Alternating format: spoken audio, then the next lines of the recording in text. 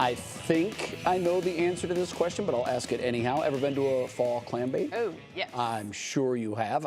Who hasn't? I love me some In clam Northeast Ohio.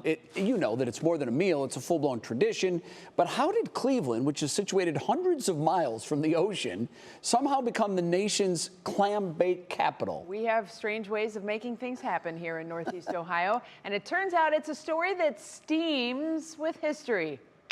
And as our Mike-Polk-Jr. shares, plenty of local flavors thrown in too. Well, I hope everyone is having a happy and healthy clam bake season. According to Food and Wine magazine, you have. They report that Cleveland eats more clams during this time of year than any other part of the nation. So how did our Midwest city become ground zero for shell-shuckin chowder hounds come every autumn? You can thank, in part, the invention of the steam train. Hear me out. Before the 1800s, clam bakes were a tradition of the New England coast. Bags of clams, shellfish, and vegetables were wrapped in seaweed before being cooked over fire pits on the beach. After railroad lines were built in Cleveland, shipments of seafood would stop here to be re-iced on the way to Chicago. Eventually, wealthy local families like the Rockefellers began taking advantage of the stop and procuring the New England delicacy, and references to clam bakes started showing up in newspapers covering high Cleveland society.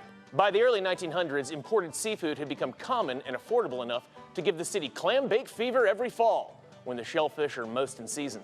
At some point, we put our own new twist on the bake with the now standard edition of the half chicken, and we wisely transitioned from the work-intensive beach digging and fire making to the decidedly less stressful method of just sticking everything into a big pot and steaming it. Then, in 1944, one couple helped cement the dinner tradition, John and Betty Camella, founders of what would become the Euclid Fish Company. My name's Terry Young. I am married to John Young. He is the owner and proprietor of Euclid Fish Company. He is a third generation, and our son who is in the business is the fourth generation. In 1944, John's grandfather, John Camella, and his wife, Betty Camella, who lived in Euclid, started selling waffles off a truck, and then started selling oysters, and then started selling clams. He found a niche and selling some clams, and then turned it into a clam bake, and started catering, and started offering these bakes in his store. He is a Sicilian-born gentleman. He was a very generous man, a very big proponent of education, and really wanted to provide for his family and for his community.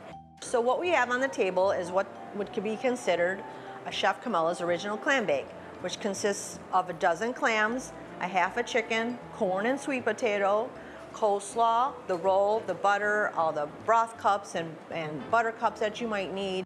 Camella's grew their store into multiple locations and helped maintain the clam bake's popularity by providing everything needed in a ready-made kit, even renting the pots and burners. Some of the original pots are still in use today. Chef Camella had purchased all these pots and retrofitted them with the spigots. He bought them at an Army surplus store after the war. These are our initials. That's a 10-gallon pot, and this was since 1951. So for nearly 75 years, this pot has been helping to provide the community a celebration of family in a kind of Cleveland pre-Thanksgiving. And I'm glad we have it. Happy clam bake, everybody.